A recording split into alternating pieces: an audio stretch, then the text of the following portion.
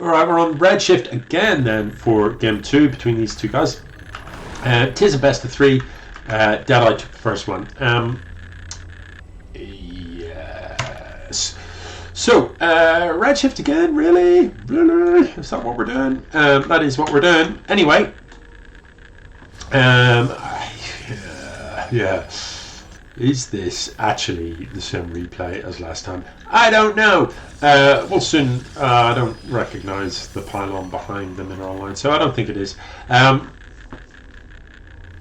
No, it isn't.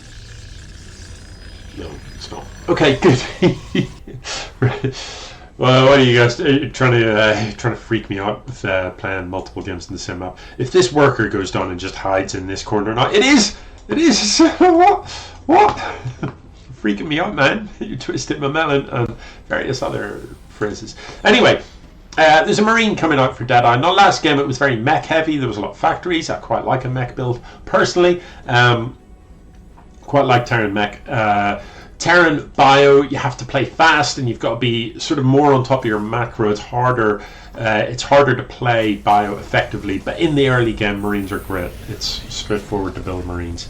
But you know, once you're up on 3-4 bases, playing effective bio can be hard, and marines become pretty squishy, so you've got to manage them.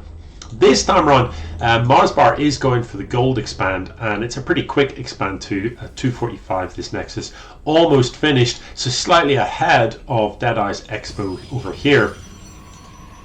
Sidecore again, not researching warp kit, and you know you must.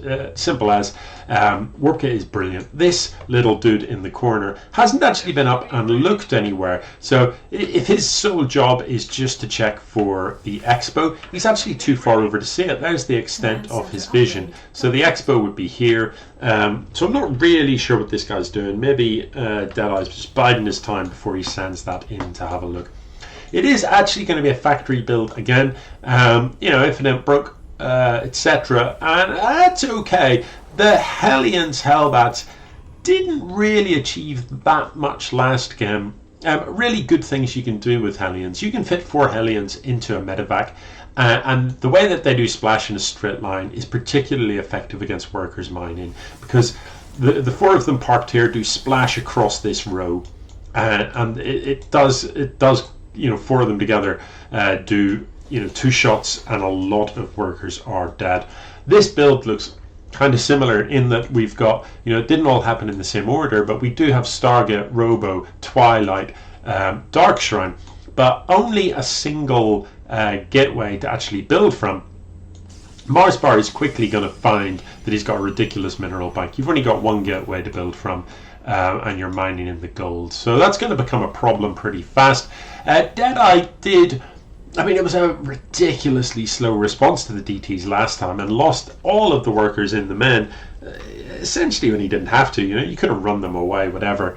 But he did have the scans when needed, and did manage to shut down the DTs. So DeadEye going up to 3 bases. Curious why not to take this base, because as a Terran, you know, you can park a siege tank up in here, put a turret here, and you're in pretty good shape against harassment. So let's see what the DTs get done this time.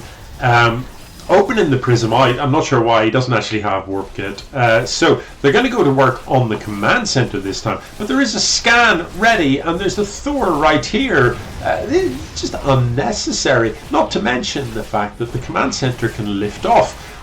You know, it can fly and DTs can't. So, you know, again, unnecessary losses to the Invisible Man. It's all well and good shooting that, but that isn't the thing killing you. These Invisible Men are killing you.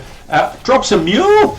Drops a mule! Are you... what? Don't drop a mule, you need a scan! You'd like desperately need a scan, and you've just used your energy on a mule. That is bonkers. So now he has no real... what? Hang on. Did he just do what I think he did? Good. Okay, I think it might have been a misclick. I was about to say, that's actually really clever. One of the things you can do against DTs, of course, is if you know where they are, because you can see the shimmer. You can see that kind of shimmer. You can use the splash effect from the Hellions and focus your own units. and just shoot using the Hellions. And because they do splash, they will kill the... Oh, it needs to get some repairs off on these. They're not going to survive very long against that many Zealots. But the Thors coming in here should do well, but you know, there's no scans, so all it's going to take is 1 DT to kill absolutely everything here. I just don't, like, why would you not have, I don't know, why would you not have dropped the scan and just killed it? Why would you have dropped a mule? I do like the CC coming with the army, though. He's realised that this may be a base trade. Don't forget, you can lift these buildings up and just fly them away. Is there anything at home here that can actually cope with this? Well, there aren't really any units left. This Thor coming in, I think the workers would be better off repairing the Thor and keeping it alive than trying to kill this Nexus, which they're not going to achieve. The Thor with SCVs repairing it would kill all of this without too much bother. However, there is no way to get any detection at all. You know, so I don't really know why MarsBar isn't just warping in some DTs at home, because they would have cleaned that up much more handily. Anyway, as it is, MarsBar wins with the Invisible Man, and honestly, shouldn't have. You know, 3 Invisible Man won that game, and DeadEye, you had scans, you had them ready. You know what I mean? Ready. All you had to do was scan. GG.